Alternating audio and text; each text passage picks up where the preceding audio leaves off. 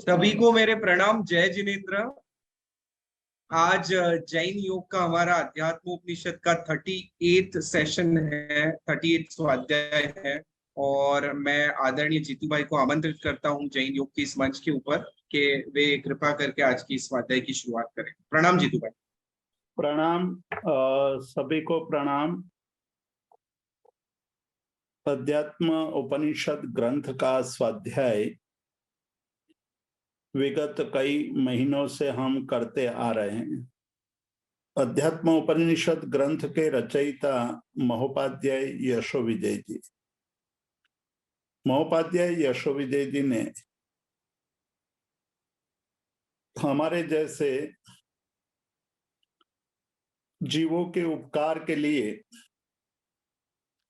संस्कृत भाषा में, प्राकृत भाषा में, गुजराती भाषा में अनेक ग्रंथों की रचना की है। ये हमारा परम सौभाग्य है कि हमें महोपाध्याय यशोविजय जी जैसे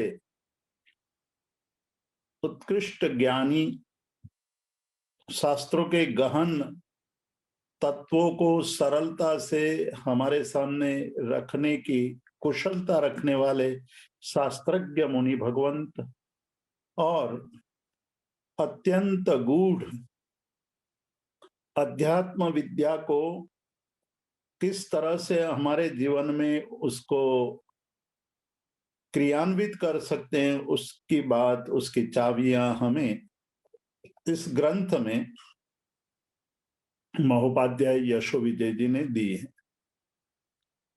पहले प्रकरण में हमें श्रुत का, ज्ञान का महत्व समझाया। ज्ञान से हमारे जीवन में मध्यस्थ भाव उत्पन्न होता है। उस मध्यस्थ भाव से ही हमारे अध्यात्म की यात्रा आगे बढ़ती है। महोपाध्याय यशोविजय जी ने अध्यात्म की व्याख्या प्रस्तुत की, बहुत ही मार्मिक ढंग से प्रस्तुत की है। इन सभी विषयों का हमने बहुत विस्तार से विवेचन किया है। सभी बातें यूट्यूब पर अवेलेबल है, जिनको भी उसका श्रवण करना हो वहां जाकर के श्रवण कर सकते हैं। मैं यहाँ उन बातों को दोहराना नहीं चाहता हूं, किंतु मैं एक बात स्पष्ट करना चाहता हूं, और वो बहुत ही महत्वपूर्ण बात है कि महोपाध्याय यशोविजय जी जिज्ञासु को, अध्यात्म पथ के रसिक को, अध्यात्म की यात्रा में आगे बढ़ने वाले जीवों के लिए बहुत ही सूक्ष्म बात करने जा रहे हैं। और जब तक हम उस बातों को सुन करके उसका अध्ययन, अभ्यास करने की कोशिश नहीं करेंगे, तब तक हमें जो अध्यात्म का आनंद है, अध्यात्म की अनुभूति है, वो नहीं हो पाएगी।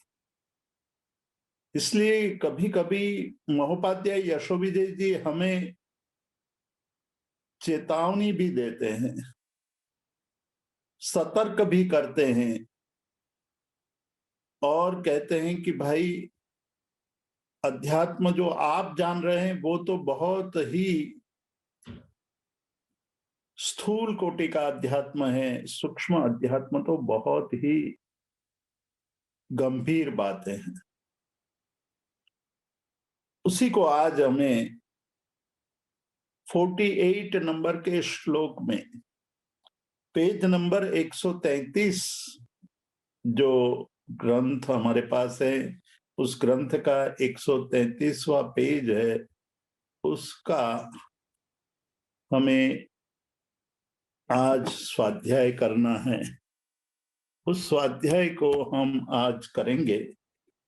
श्लोक में बोलूंगा, आप लोग 133 नंबर के पेज पर उसको देख पाएंगे। अत्यंत पक्व बोधाय समाधिर निर्विकल्पकः वाच्योऽयं न अर्धविघ्नस्य तथा चोक्तम परैरपि। कहते हैं कि अयम, यह निर्विकल्पक जो समाधि है, मतलब कि समाधि की अवस्था है जिस अवस्था में सभी विकल्प समाप्त हो जाते हैं, उस समाधि का जो आनंद है, समाधि की जो स्थिति है, वो अत्यंत सुखद है, अत्यंत आनंददायक है। ऐसी आनंददायक स्थिति, उसका वर्णन, यहां भी आनंददायक स्थिति की अनुभूति की बात नहीं कर रहे हैं, वर्णन की बात कर रहे हैं कि उसका वर्णन भी अत्यंत पक्व बोधाय, जो अत्यंत पक्व बुद्धि वाले साधक होते हैं उनके लिए वाच्योयम, उन्हीं के लिए ये कथन करने योग्य है। न अर्धविघ्नस्य, जो अर्धविघ्न मतलब जिसकी बुद्धि पकी हुई नहीं है, जिसका ज्ञान पक्व नहीं हुआ है। परिपक्व शब्द हम गुजराती में और हिंदी में, संस्कृत में समान रूप से प्रयोग करते हैं। परिपक्व यानी संपूर्ण रूप से पका हुआ, वह परिपक्व कहलाता है। कच्चा आम खट्टा होता है, लेकिन पका हुआ आम मधुर होता है। आम रस आज विश्व में सबसे अधिक मधुर रस माना जाता है पकने पर। जो आम अर्धविघ्न यानी आधा अधूरा पका हुआ था, वो खट्टा होता है। वो स्वाद में किसी को अच्छा लगता है, किसी को अच्छा नहीं लगता है। लेकिन जो पका हुआ आम होता है, उनका रस, उनका रंग, उनके उनकी सुगंध सबको अच्छी लगती है, सभी रूप से मधुर होता है।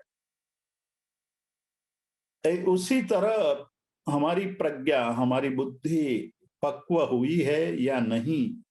यदि पक्व नहीं है तो उसके लिए यहाँ कहते हैं कि अध्यात्म की जो निर्विकल्पक समाधि की जो बात है, वो सभी के लिए नहीं है। अब वो गंभीर बातों की ओर हमें ले जा रहे हैं। मतलब कि उपाध्याय यशो विजय जी हमें अब साधना के ऐसे क्षेत्र में ले जा रहे हैं कि जिस क्षेत्र में हमें एक नया ही अनुभव कराने वो ले जा रहे हैं। उस अनुभूति का जो अनुभव है, उसको करने के लिए, उसको प्राप्त करने के लिए हमारे सामने कैसी चुनौतियां आ सकती है, किस प्रकार से हमें योग्यता अर्जित करनी है, वो बात हमें बताने जा रहे हैं। पहले तो हमें अपनी मति, हमारी बुद्धि, हमारी जो बुद्धि है वो परिपक्व है या नहीं है, उसकी चर्चा करते हैं कि भाई ये जो बुद्धि है हमारी, वो बुद्धि तो व्यवहार के लिए कुशल हो सकती है, व्यवहार में वो बहुत ही प्रवीणता अर्जित कर ली होती है, लेकिन उससे क्या फायदा होगा। मैं यहाँ कुछ दृष्टांत भी प्रस्तुत करूंगा जिससे आपको ये पता चलेगा कि अर्धविज्ञ यानी कि आधा पका हुआ, आधा कच्चा बुद्धि वाला कैसा होता है, किससे कहते हैं। बहुत पुरानी बात नहीं है, कुछ 100 साल की बात होगी या 150 साल पुरानी बात होगी।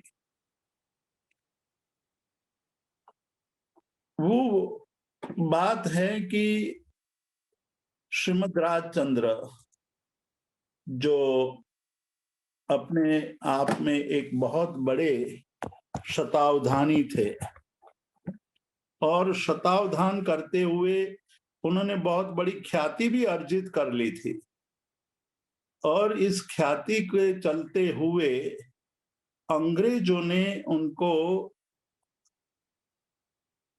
इंग्लैंड ले जाने के लिए तैयार कर दिया था। विदेशी लोगों को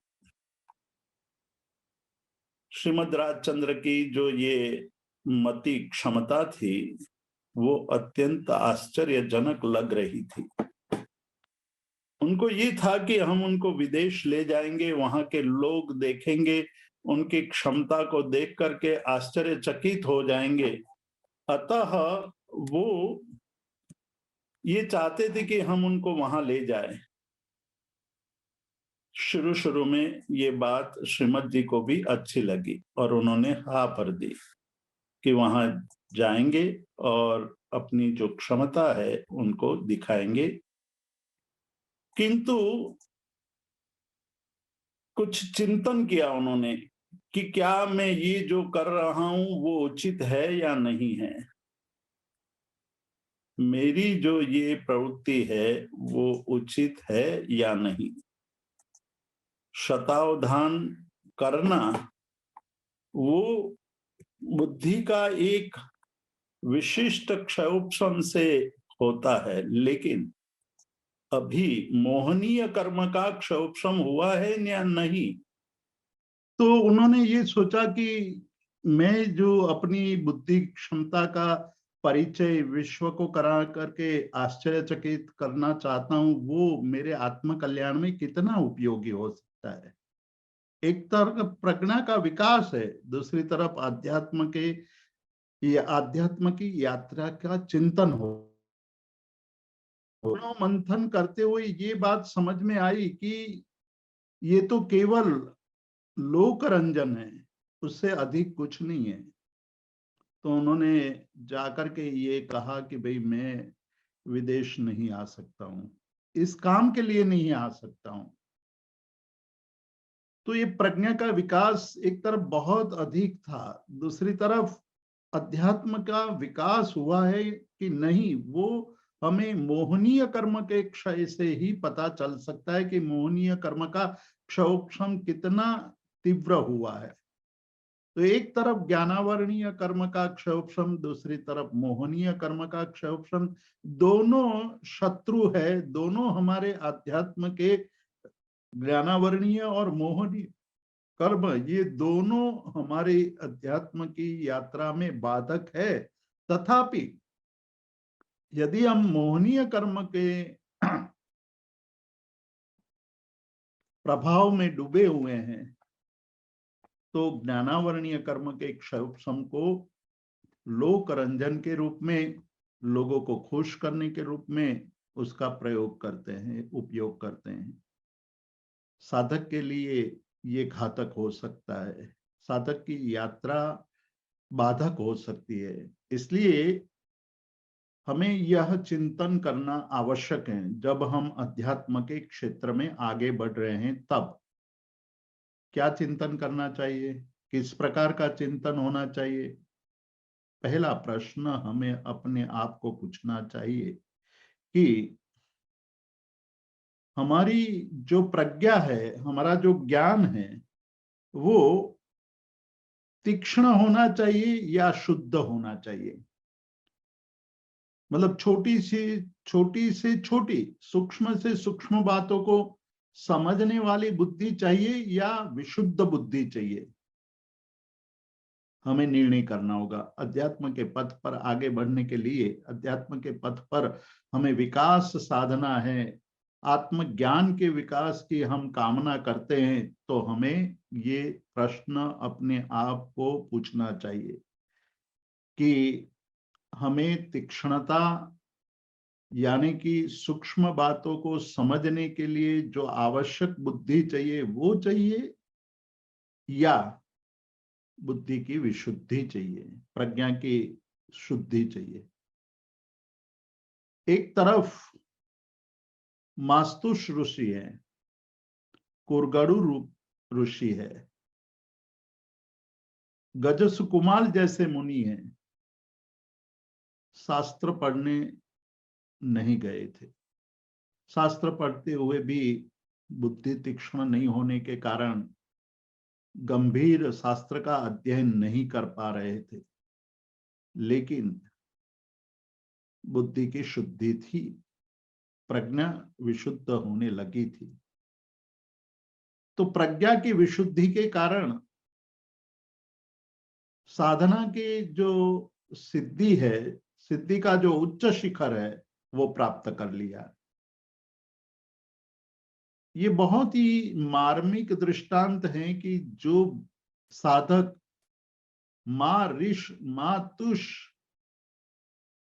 ऐसे 4 शब्द को भी स्पष्ट रूप से बोल नहीं पाता था, उनकी मति कितनी जड़ होगी आप भी अनुमान लगा सकते हैं, आप भी उसको समझ सकते हैं कि उनकी बुद्धि कितनी मोटी रही होगी।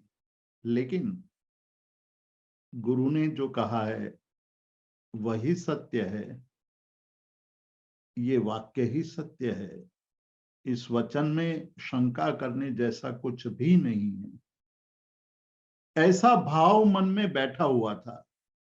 वो ये मान रहे थे कि मोहनीय कर्म के अत्यंत गहनतम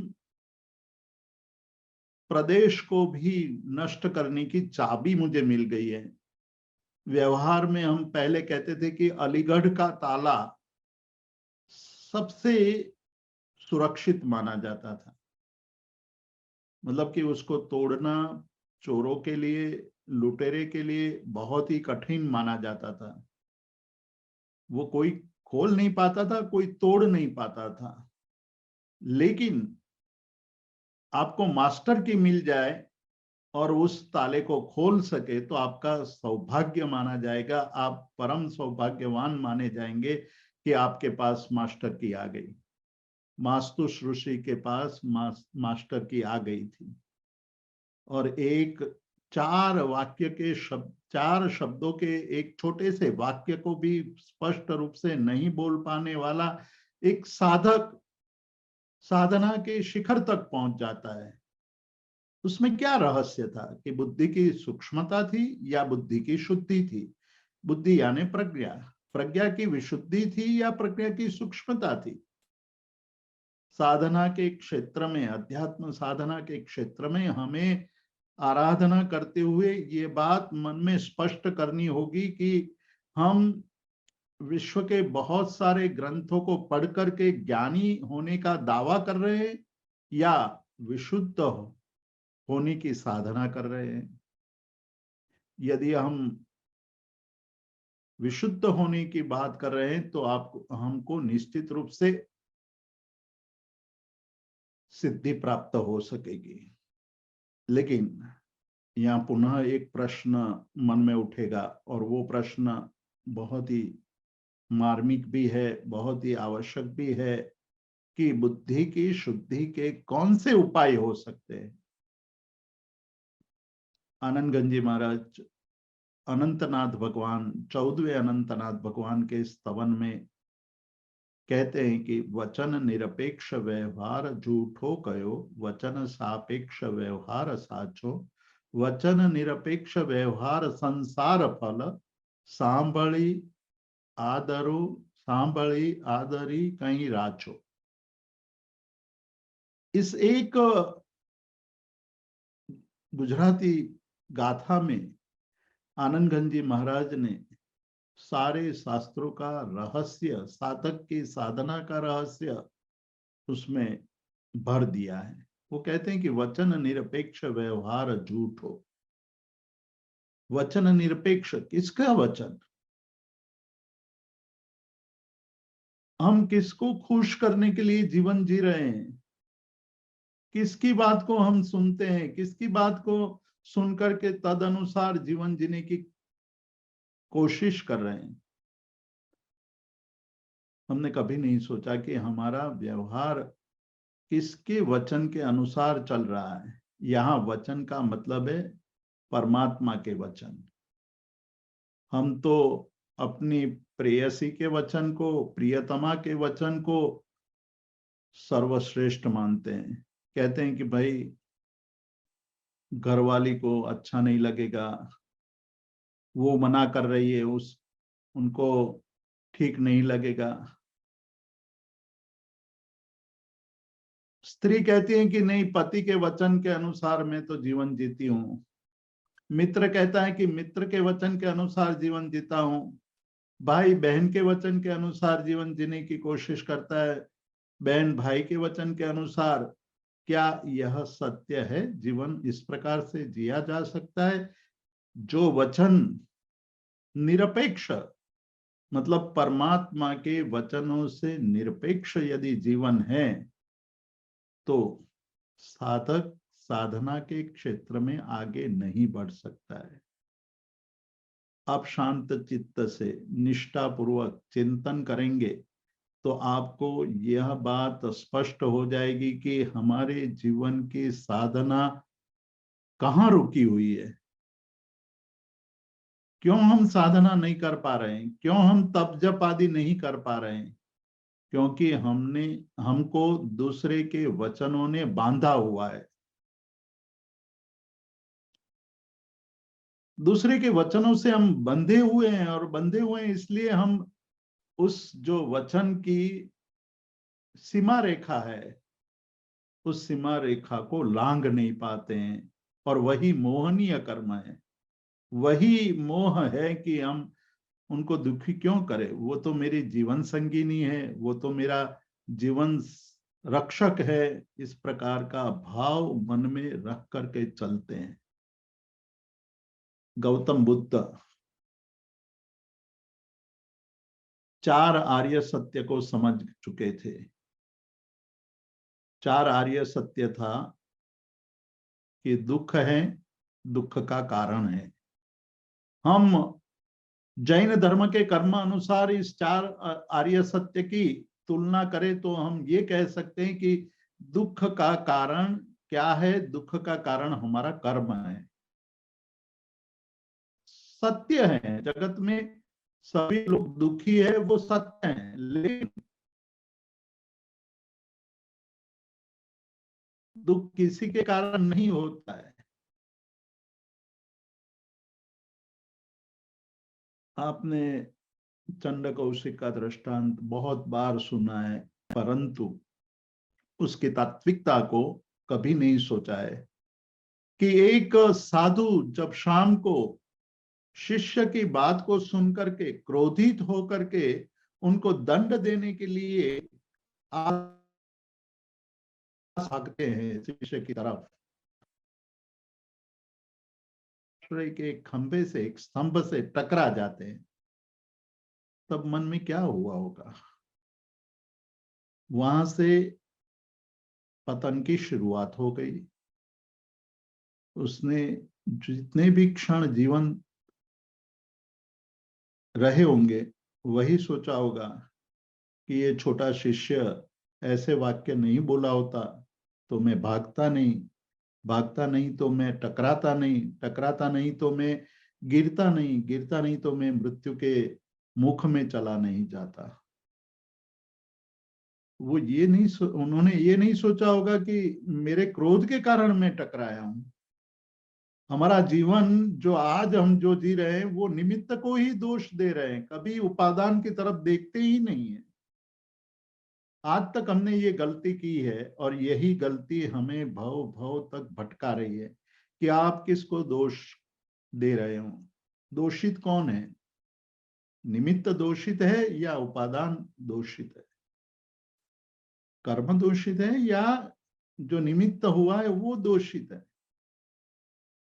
यदि हमारी प्रज्ञा विशुद्ध होगी तो विशुद्ध प्रज्ञा से हम ये स्पष्ट कर लेंगे कि भाई किसी का दोष नहीं है, मेरा ही दोष है। मैं ही दोष का सेवन कर रहा हूं। दवदंत मुनि नाव में बैठ करके नदी पार कर रहे थे।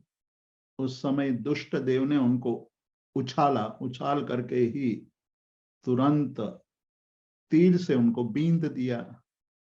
तीर लगा शरीर में, शरीर से खून की धारा बहने लगी, खून की धारा नीचे नदी में गिरने लगी। तब ये मुनि सोचते हैं कि अरे, मेरे खून की गर्मी से अपकाय के शीतल जीव को कितनी पीड़ा होती होगी, उन पीड़ा का मैं निमित्त बन रहा हूं। यहां देखिए दोनों मुनि हैं। चंड कौशिक के पूर्वभाव में जो मुनि उठ करके अपने शिष्य को मारने दौड़े, वो भी मुनि अवस्था में है, वो भी पंच महाव्रतधारी है, लेकिन कषाय का आक्रमण हो गया है और उस आक्रमण में फंस गए।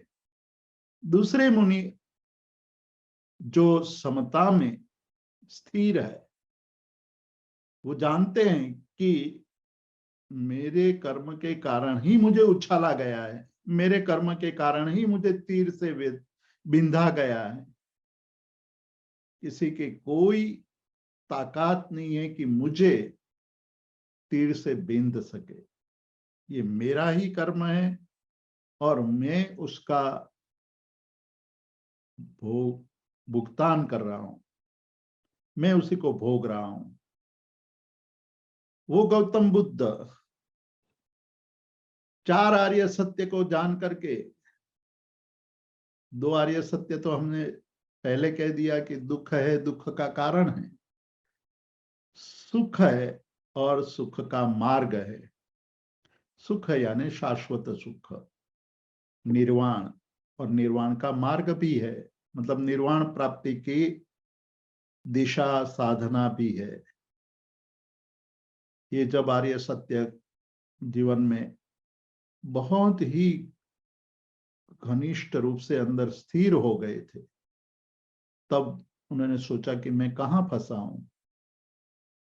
माता पिता है, पत्नी है, बहुत ही छोटा सा नवजात शिशु, बच्चा पैदा हुआ है। ऐसी अवस्था में सोच रहे हैं कि मैं क्या करूं। घर से निकलने का विचार कर लिया है, संसार त्याग करने का विचार कर लिया है। बौद्ध धर्म ने उसको महाविनिष्क्रमण कहा है, यानी कि महान अभिनिष्क्रमण, यानी कि निकलने का, संसार से निकलने का मन में विचार कर लिया है। लेकिन देखिए उस समय भी सूक्ष्म मोह किस प्रकार से उनके मन में पैदा होता है। वो सोचते हैं कि मेरा बच्चा तो अभी अभी जन्मा है, मैंने उनको बहुत कम समय देखा है, बहुत ही कम समय तक उसको, उसके साथ खेल खेले हैं। अब जा रहा हूं, अब पता नहीं मैं कहाँ कहाँ घूमूंगा, कहाँ कहाँ भटकूंगा, जंगलों में, अपरिचित नगरों में, अपरिचित परिचित लोगों के बीच में घूमता रहूंगा। मुझे मेरे बच्चे का पुनः दर्शन होगा या नहीं। जो हम सभी के मन में भावना होती है, हम सभी के मन में ये विचार आता है कि मैं एक बार देख लूं उनको। वापस लौट आते हैं, पत्नी के कमरे तक पहुंच जाते हैं। राहुल नाम का उनका बेटा है। पत्नी की गोद में सोया हुआ, चिपक कर सोया हुआ है बच्चा, उनका मुंह नहीं दिखाई दे रहा है। पत्नी भी सोई हुई है। पत्नी जग न जाए उसका उन्होंने पूर्ण ख्याल रखा है कि यदि वो जग जाएगी तो मेरा महाविनिष्क्रमण नहीं हो पाएगा। महाविनिष्क्रमण में वो बाधा डाल देगी, इसलिए वो सजग है, जागृत है कि मेरे पैरों की आवाज भी उनके कानों तक नहीं जानी चाहिए, उनकी आहट भी नहीं जानी चाहिए कि जिससे उनकी नींद टूट जाए। अब बच्चे का मुंह देखना है, बच्चा तो चिपक कर सोया हुआ है, उनका मुंह दिखाई नहीं दे रहा है। सोचने लगे क्या करूं। निर्णय लिया कि छोड़ो, ये भी मोह है। इतना भी मोह मेरे लिए जीवन में बाधक होगा, मेरी यात्रा में बाधक हो जाएगा। वो वापस लौट जाते हैं मुंह देखे बिना। यही सबसे बड़ी क्षण थी। यदि वो क्षण चूक जाते तो गौतम बुद्ध संसार में पुनः भटक जाते। उन्होंने सोचा कि ये ठीक नहीं है, निकल जाऊं मैं। निकल गए। बाहर अश्व तैयार रखा था। अश्व के साथ एक सिपाही भी तैयार रखा था। वो तीव्र गति वाला, तीव्र वेग से भागने वाले अश्व पर आरूढ़ हो गए। साथ में उस सेनापति को लिया। दोनों भागे हैं। नगर के बाहर पहुंच गए। किसी को पता नहीं है, मध्य रात्रि का समय था, सब सोए हुए, पूरा नगर शांत था। अब उस गौतम बुद्ध ने सोचा कि शायद यह आदमी भी फूट जाएगा, मतलब ये आदमी भी मेरी बात कि मैं कहाँ से भागा, कैसे भागा, किस दिशा में गया हुआ हूँ, वो बता देगा। और बता देगा तो मेरे माता पिता, मेरे स्वजन, मेरे संबंधी वो मुझे खींच कर ले आएंगे। तो उठे। उन्होंने अपने गले में एक हार छोड़ रखा था, वो हार निकाला, सेनापति के हाथ में रखा कि ये मैं तुझे उपहार दे रहा हूं। केवल एक बात करनी है तुम्हें, किसी को बताना मत कि मैं कहाँ, कैसे, किस तरह से निकला और कैसे कहाँ गया। निकल पड़े और सतत जागृत रहे। तब बोधि की प्राप्ति हुई है। सामान्य घर में बैठे बैठे, खाते पीते हुए, मूवी देखते हुए बुद्धि की प्राप्ति नहीं हुई है। परिश्रम किया है, आत्म कल्याण के मार्ग में वो चले हैं। इसलिए कहते हैं कि वचन निरपेक्ष व्यवहार झूठो कहो। परमात्मा के वचन से विपरीत निरपेक्ष व्यवहार, मतलब जीवन का व्यवहार, जीवन जीना, वो झूठा है, वो गलत है, वो अच्छी बात नहीं है। झूठा शब्द को गुजराती में झूठा मतलब गलत, असत्य। और हिंदी में यदि ले झूठा मतलब जो खाने के बाद जो बचता है वो झूठा भोजन माना जाता है, अपवित्र भोजन माना जाता है। उस तरह से व्यवहार भी अपवित्र हो जाता है। वचन निरपेक्ष है तो वचन सापेक्ष व्यवहार साचो। जो परमात्मा के वचन के अनुसार जीवन जीता है वही सत्य है। अब हमें यहाँ ये प्रश्न उठ सकता है कि परमात्मा के वचन के अनुसार जीने की बात क्यों कर रहे हैं? बात तो आत्मज्ञान की करनी चाहिए। केवल आत्मज्ञान की प्राप्ति के लिए तो आप अध्यात्म उपनिषद की रचना कर रहे हैं, और अध्यात्म उपनिषद में आप ले आए परमात्मा की वाणी के अनुसार जीवन जीने की बात।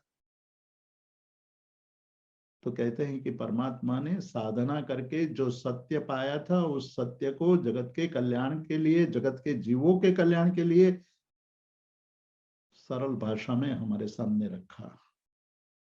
जब तक हमें केवल ज्ञान प्राप्त नहीं होता है, जब तक हमें हमारी मति, हमारी बुद्धि निर्मल नहीं होती है, तब तक हमारा वचन, तब तक हमारा जीवन शुद्ध निर्मल नहीं हो सकता है। तो वहां आनंद घन जी महाराज ने कहा कि वचन सापेक्ष व्यवहार साचो।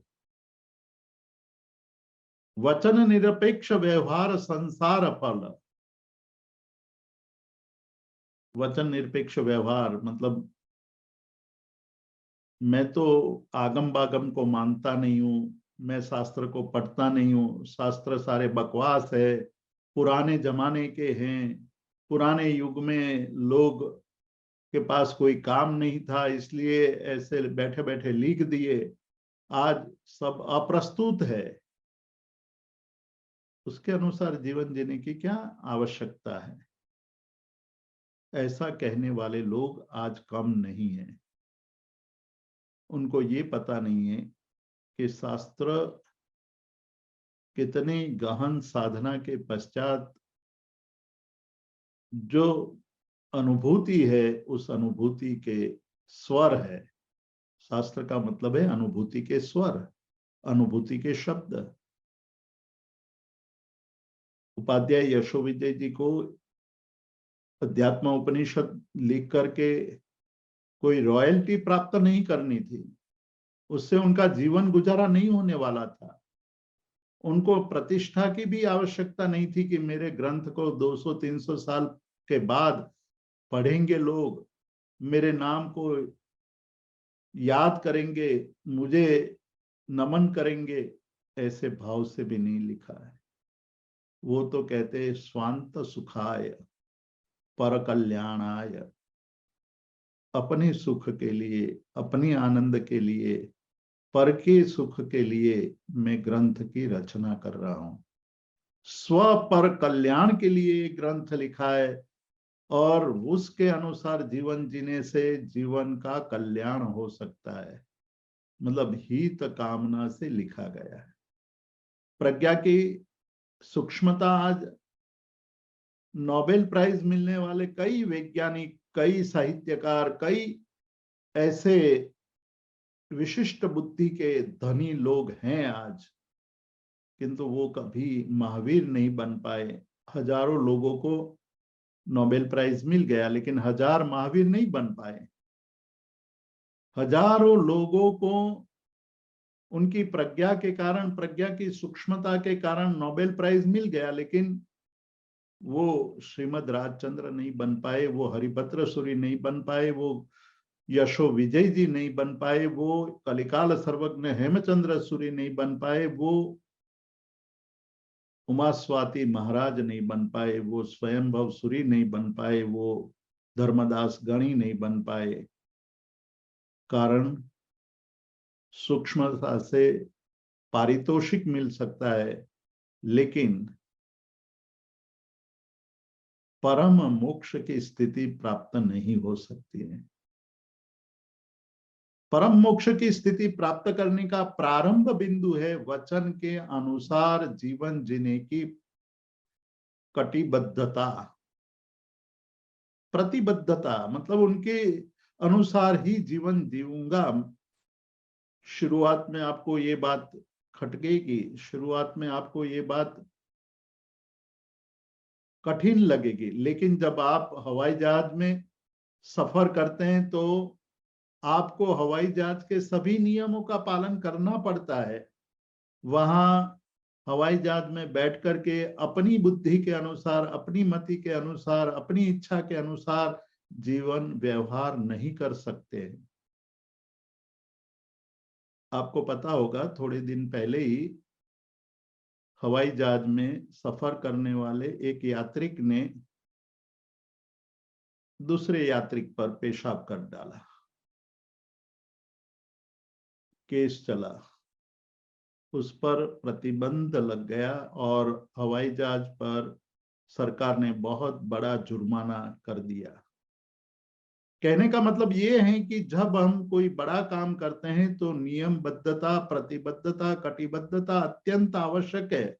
जब हम आध्यात्म के क्षेत्र में प्रवेश करना चाहते हैं तो उन क्षेत्र में प्रवेश करके जिन्होंने सफलता अर्जित की है उनके वचन के अनुसार जीवन जीने की हमारी भावना होनी चाहिए, हमारी कटिबद्धता होनी चाहिए, तभी हम जीवन को अच्छी तरह जी पाएंगे। इसीलिए कहा कि वचन निरपेक्ष व्यवहार झूठो कयो, वचन सापेक्ष व्यवहार साचो। यानी वचन का श्रवण करके तदनुसार जीवन जीने की हम कोशिश करेंगे, तभी हमारे कषायों की शांति होगी। मतलब परमात्मा के वचन का श्रवण करना, तदनुसार जीवन जीने की कोशिश करना, उसका चिंतन करना, उसका मनन करना, और चिंतन मनन करने से क्या लाभ होगा? सबसे बड़ा लाभ तो यही होगा कि हमारे कषायों का शमन होने लगेगा। मतलब साधना का सबसे बड़ा लाभ ही यह है कि हमारे क्रोध, हमारे मान, हमारी माया, हमारे लोभ का शमन होने लगे, शांत होने लगे। काषायिक भाव यानी कषाय युक्त भावों में शांति की अनुभूति होने लगे। मतलब प्रतिदिन यह चिंतन करना है कि मेरे कषाय कम हुए कि नहीं। यदि कषाय कम नहीं हुए तो तुरंत अपने आप को एक आहत करना है, एक नोक करना है, माइंड में एक नोक करना है कि भाई क्या कर रहे हो तुम? अभी भी आपको बाह्य पदार्थ अच्छे लग रहे हैं, बाह्य स्थिति में आनंद आ रहा है, तो आपका कहीं ना कहीं गलत व्यवहार है। गलत व्यवहार होने का मतलब है कि वचन के अनुसार जीवन जीने की कोशिश नहीं है हमारी। हम जो जीवन जी रहे हैं वो अपनी मति के अनुसार स्वच्छंद रूप से जीवन जीने की कोशिश कर रहे हैं। इसीलिए कषाय के भाव मंद नहीं हो रहे। तो कषाय के भावों को मंद करने का उपाय है परमात्मा के वचन के अनुसार जीवन जीने का सुदृढ़ निश्चय। मन में ये निश्चय हो जाना चाहिए। दूसरी बात कर रहे हैं कि क्रिया करते हुए आपको आनंद आ रहा है या नहीं। जो हम क्रिया करते हैं यानी धर्म की क्रिया, यानी जाप कर रहे हैं।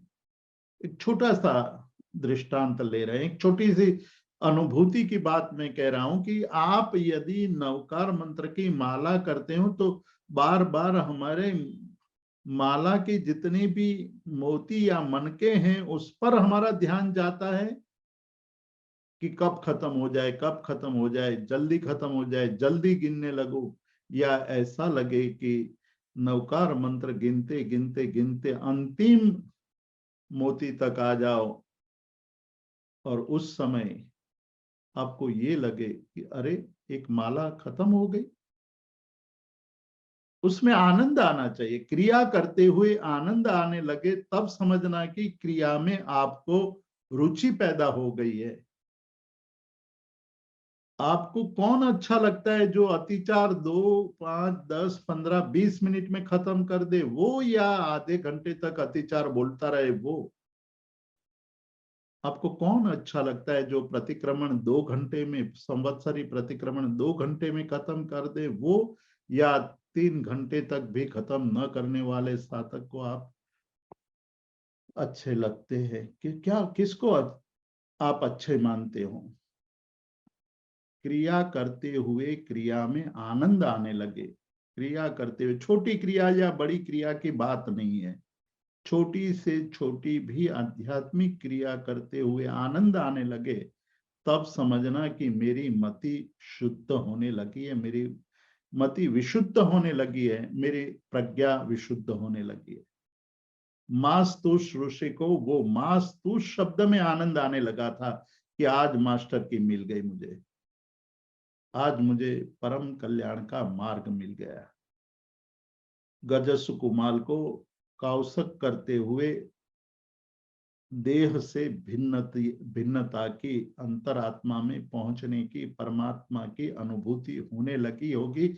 तो इसीलिए बाहर क्या चल रहा है उसका मन में जरा भी चिंतन नहीं था। ये हमारी मति की विशुद्धता की निशानी है। आप मति विशुद्ध हो रही या नहीं, ये उसका दूसरा परीक्षण दिया। तीसरी बात कर रहे हैं कि आप जब वचन सुनते हैं, आप तत्व ज्ञान की बात सुनते हैं, आप कोई स्वाध्याय करते हैं, उस वक्त आपको मधुरता का अनुभव हो रहा है या आपको उस समय, गुजराती में जिसको कंटाला कहते हैं, वो आप उबने लगते हो? कि जल्दी खत्म हो जाए, आपको उबासी आने लगती है, यानी बगासे आने लगते हैं, आपको ये लगता है कि अब तो ये बोल बोल बोल कर रहे हैं और यहाँ से मैं उठ नहीं सकता हूँ क्योंकि बराबर बीच में बैठा हूँ और बीच में बैठ करके मैं फंस गया हूँ। मुझे तो दरवाजे के पास ही बैठना चाहिए था, जब चाहूं तब उठ करके चला जाऊं, किसी को पता भी ना चले। कि आपको ये लग रहा कि बस ये सुनता ही रहो, सुनता ही रहो। परमात्मा के पास एक वृद्ध माँ जी आकर के बैठी है, लकड़ी काट करके जा रही थी घर पर, भजन सिर पर था, लोग जा रहे थे समवसरण की तरफ। उस माँ जी ने लोगों को पूछा कि कहाँ जा रहे हो, तो सभी लोग यही कहते रहे कि श्रमण भगवान महावीर की देशना सुनने जा रहे हैं। ये थकी हुई क्रूश शरीर वाली बुढ़िया मन में सोचने लगती है कि मैं भी एक बार देख लूं, अब पता नहीं ये शरीर का कोई ठिकाना नहीं है, और जहां सभी लोग जा रहे हैं मैं भी वहां जाऊं, कल क्या होगा किसी को क्या पता है। लकड़ी का भारा नीचे रख दिया, सब लोग जा रहे थे वहीं चलने लगे, समवसरण में जाकर बैठ गई, परमात्मा की वाणी का श्रवण करने लगी, उनकी मधुरता का पान करने लगी। हम बोलते हैं सकल कुशल वल्ली पुष्करावर्त मेघो दुरित तिमिर भानु कल्प वृक्षोपमान भवजल निधि पोत सर्व संपत्ति हेतु। क्या हम उसमें से किसी एक भी विशेषण को मन में धारण करके ये भाव हमारे मन में पैदा होता है कि सकल कुशल वल्ली, भगवान आपके वचन तो सभी कुशलता की बेल के समान है, यदि वो हमने पकड़ ली तो हम तो बहुत ऊंचे आगे बढ़ सकते हैं। सभी कुशल, परमात्मा तू है मेरे साथ तो मुझे कोई दिक्कत नहीं है, मुझे कोई दुख नहीं है, मुझे कोई पीड़ा नहीं है। श्री कृष्ण प्रेम नाम के एक जर्मन साधु बन गए थे, जिसका साधु अवस्था का नाम था श्री कृष्ण प्रेम। वो हमेशा क्या करते थे, हिमालय की गोद में रहते थे, एक कुटिया में रह करके कहा करते थे कि परमात्मा मेरे साथ में है और परमात्मा मेरे माथे पर है, तो मुझे किस बात की चिंता। साथ में और माथे पर, इतना सुदृढ़ विश्वास, वो विश्वास परमात्मा ने कही हुई क्रिया में आनंद पैदा कर देता है। उनके वचनों का श्रवण करते हुए माधुर्य का बोध होता है, मधुरता का बोध होता है कि बस हम सुनते ही रहे, सुनते ही रहे। ये श्रवणेन्द्रिय में मधुरता का बोध हमें होता है या नहीं। यदि माधुर्य का बोध होने लगे तो समझना कि हमारी प्रज्ञा अब विशुद्ध होने लगी है। अंत में लास्ट चौथा जो परीक्षण है वो बताते हैं कि तप और त्याग करते हुए हमारी विषया शक्ति कम हुई है कि नहीं। हम तो तप और त्याग करके विषयों में अधिक आसक्त हो जाते हैं, इतने आसक्त हो जाते हैं, इतने आसक्त हो जाते हैं, और हमें अपने व्रत नियमों के प्रति भी घृणा उत्पन्न होने लगती है कि अरे यार मैंने क्यों नियम ले लिया, मुझे ऐसे नियम नहीं लेने चाहिए थे, मुझे इस प्रकार के व्रत नहीं लेने चाहिए थे, अब तो मैं फंस गया हूं। कारण अभी भी विषयासक्ति कम नहीं हुई है। विषयों के प्रति जो आसक्ति है, विषयों के प्रति जो हमारा राग है, अनुराग है, अत्यंत आसक्ति है। बात हम अध्यात्म की करते हैं, लेकिन बात खत्म होने के बाद भोजन का कार्यक्रम हो तो भोजन करते हुए हम ये कहते हैं कि अरे यार ये तो बहुत ही अच्छा भोजन नहीं है, अति गर्म है या अति ठंडा है, अति मधुर है या अति खट्टा है। छोटी छोटी बातों में हमारी आसक्ति कितनी बड़ी है कि चाय बहुत ही गर्म होनी चाहिए,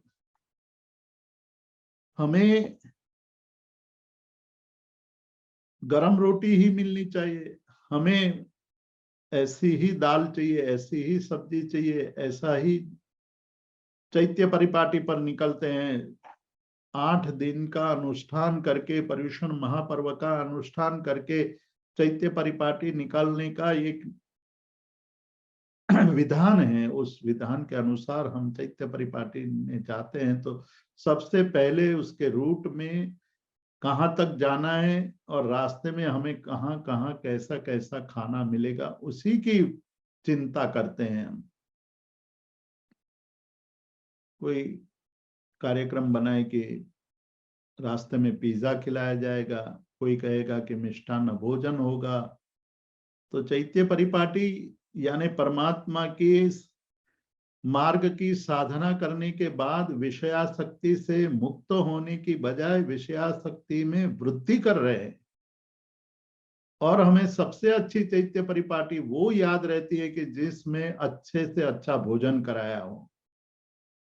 हमें वो याद नहीं लगता है, याद आता है कि वहां बहुत अच्छी तरह परमात्मा के दर्शन हुए, वहां बहुत अच्छी तरह बैठ करके चैत्य वंदन हुआ, वहां बहुत अच्छी तरह परमात्मा की स्तुति का गान किया। वो तो हमें कभी होता ही नहीं है।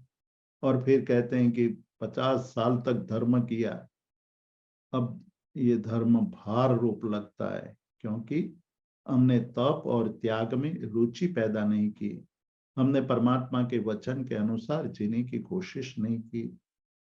ऐसी मति वाला, मतलब जो वचन के अनुसार जीवन नहीं जीता है, जिसको वचन में मधुरता का आनंद नहीं आता है, जिसको क्रिया में आनंद नहीं आता है, जिसको वचन सुनते हुए मधुरता का बोध नहीं होता है, जिसको विषयाशक्ति अभी भी सता रही है, वो अध्यात्म के मार्ग में प्रवेश करने के लिए अभी योग्य नहीं है। और ऐसे अर्ध विघ्न आदमी, आधा अधूरा ज्ञान वाले आदमी को निर्विकल्पक समाधि की बात कह दी जाए तो क्या नुकसान हो सकता है, उसकी चर्चा करके आज की इस स्वाध्याय का हम समापन करेंगे। क्या नुकसान होगा? ये बहुत बड़ी बात है कि पहले से ही आत्मज्ञान की निर्विकल्पक समाधि की बात क्यों नहीं करनी चाहिए। वही बात करो, क्योंकि अंत में तो निर्विकल्पक समाधि तक ही पहुंचना है, पहले से निर्विकल्पक समाधि की बात करने लगो। तो कहते हैं कि जिसका अर्थ भी दग्ध ज्ञान है, आधा अधूरा ज्ञान है, वो आधे अधूरे ज्ञान वाले को उच्च कोटि का समाधि का ज्ञान दिया जाएगा तो वो यही मानेगा कि एक जगह बैठ करके अंत में तो शांत ही होना है। तो ये तो बहुत बड़ी बात नहीं है, मैं तो अच्छी तरह एक जगह बैठ जाऊंगा। मैं एक आचार्य श्री को मिला था बहुत 25 साल पहले, बहुत बड़े आचार्य है। उस समय वो मुझे, उन्हें जो शब्द कहे थे वो आज भी मुझे याद है। वो कहते थे कि जीतू भाई, अब मैंने बहुत काम कर लिया, शासन के बहुत बड़े बड़े काम किए, शासन की प्रभावना कर ली, अब मैं कहीं एक जगह एकांत में जा करके सबसे अलग होकर के साधना करूंगा। 25 साल बाद अभी 2 महीने पहले मैं उनको फिर से मिला था, तभी वही बात उन्होंने दोहराई कि बस अब मैं सब छोड़ दूंगा, मैं एकांत में चला जाऊंगा, अब मैं थक गया हूं। ऐसा क्यों? ऐसा इसलिए कि जिनको परमात्मा के वचन के प्रति अत्यंत अनुराग है, क्रिया में अत्यंत आनंद की अनुभूति होती है, वो आगे बढ़ते बढ़ते निर्विकल्पक की तरफ आगे बढ़ जाते हैं। दूसरी बात मैं ये भी कहना चाहता हूं, वो ये है कि निर्विकल्पक समाधि परम आनंद का अनुभव कराने वाली समाधि है। उसकी बात सुनकर के जो केवल समाधि में स्थिर होने की बात करता है, वो भटक जाता है। इसलिए व्यवहार के साथ साथ निश्चय का समन्वय करने की जिनके पास क्षमता नहीं है, उनके लिए इतना गहन विषय का बोध कराना मुश्किल है। इसीलिए यशो विजय जी महाराज कहते हैं कि निश्चय नवी पामी सके जी, पाले नवी व्यवहार, पुण्य रहित जे एहवाजी। जो निश्चय का भी पालन नहीं करते हैं, जो व्यवहार का भी पालन नहीं करते, ऐसे जो लोग हैं, तेह ने कवन आधार सौभागी। उनका आधार कौन बन सकता है? कोई नहीं बन पाएगा। दूसरी बात कहते हैं कि जो व्यवहार को छोड़ देते हैं और निश्चय की बात करने लगते हैं, वो लोपेते जिन धर्म, वो जिन धर्म का लोप करता है। निश्चय दृष्टि हृदय धरी, मतलब निश्चय दृष्टि हृदय में धारण करनी है। पाले जे व्यवहार जी, जो व्यवहार का पालन करता है। पुण्यवंत ते पामशे जी, वही पुण्यवंत भव समुद्र का पार पा सकेंगे। तो निश्चय और व्यवहार का समन्वय करने की जिसमें क्षमता है, वही अपने जीवन में कल्याण की साधना कर सकते हैं, वही शाश्वत सुख की अनुभूति कर सकते हैं, पा सकते हैं। थोड़ा गंभीर स्वाध्याय था, उस पर चिंतन कीजिएगा, किंतु बहुत ही महत्वपूर्ण स्वाध्याय। आप उसको बार बार सुनिएगा और जीवन में तदनुसार आचरण करने की कोशिश कीजिएगा। स्वाध्याय खत्म करने से पहले मैं एक बात और कहना चाहूंगा नील भाई, आपको जी जी। दो दिन मतलब कल और परसों 2 दिन हम लोगों ने अहमदाबाद में सेकंड इंटरनेशनल जैन कॉन्फ्रेंस का कार्यक्रम योजा था। वो अच्छी तरह संपन्न हुआ। करीब 30 विद्वान आए थे। आचार्य श्री नंदीघोष सुरेश्वर जी महाराज थे, मृगेंद्र मुनि थे और अनेक जिज्ञासु लोग भी उपस्थित थे। 30 विद्वानों ने अपने विद्वत्तापूर्ण और काफी गंभीर चिंतन प्रस्तुत किया। कई विद्वानों ने ये कहा, मतलब सामान्य लोगों ने तो बहुत अच्छी तरह सुना ही, और उन्होंने ये भी कहा कि क्षमा का अर्थ हमें पहली बार जानने को मिला, पहली बार हम क्षमा को सही अर्थ में समझ पाए। लेकिन विद्वानों ने ये कहा कि हमें नहीं बुलाया होता तो हम क्षमा के सही स्वरूप को नहीं समझ पाते। जिन्होंने क्षमा के बारे में बोला, उन्होंने कहा कि हमें क्षमा के अलग अलग एंगल से अर्थ को जाना, इससे हमें क्षमा के बारे में जानने का अवसर मिला। और ये भी कहा कि आपने जो विषय हमें दिया, उससे एक नई दृष्टि प्राप्त हुई और उससे हमारा ज्ञान बढ़ा, हमारा चिंतन बढ़ा, सुदृढ़ हुआ। तो ये बहुत ही अच्छा। नील भाई भी 2 दिन वहीं उपस्थित थे। सबको बहुत ही आनंद आया। इतना कह करके मैं आज के स्वाध्याय का समापन करता हूँ। जी, thank you so much Jitu भाई आज के इस स्वाध्याय के लिए। और वाकई क्षमा के ऊपर आपका जो ये पूरा इंटरनेशनल कॉन्फ्रेंस आपने ऑर्गेनाइज किया था, वो वाकई बहुत अच्छा था। मीन्स 2 दिन मैं भी वहाँ था और आज आने के बाद भी उसकी इफेक्ट्स हैं, यानी कोई ना कोई बात ऐसी जो हमें बहुत टच कर जाती है। तो मैं सभी से रिक्वेस्ट करूँगा चाहूंगा कि आप जरूर उस रिकॉर्डिंग्स को देखना। कितने कितने अलग अलग पर्सपेक्टिव से बात की गई है क्षमा के बारे में। सोचिए 30 विद्वान क्षमा के ऊपर अलग अलग एंगल से बात कर रहे हैं। सो कितना कुछ हमें मिल सकता है उस टॉक्स के माध्यम से।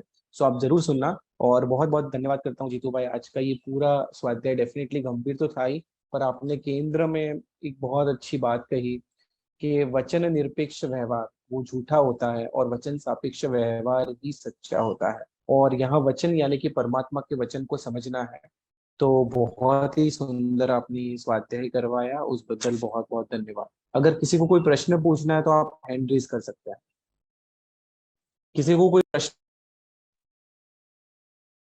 हाँ, सो जीतू भाई हम आज के स्वाध्याय को विराम दे सकते हैं। और विराम देने से पहले जगत के सभी जीवों का कल्याण हो, जगत के सभी जीवों का मंगल हो, जगत के सभी जीव हमारे मित्र है, कोई भी हमारा वैरी नहीं है, इस भावना के साथ प्रार्थना। अणु परमाणु शिव बनी जाओ, अखा विश्व नु मंगल पाओ, सर्वे जीवो मोक्षे जाओ। खामेमि सव्व जीवे सव्वे जीवा खमन्तु में, मित्ति में सव्व भूयेषु वैरम मज्जन के नहीं। सर्वथा सौ सुखी थाओ, पापना कोई आचरो, राग द्वेषति मुक्त बनीने, समता सौ समाचरो। सभी को मेरे प्रणाम। प्रणाम जीतू भाई। प्रणाम।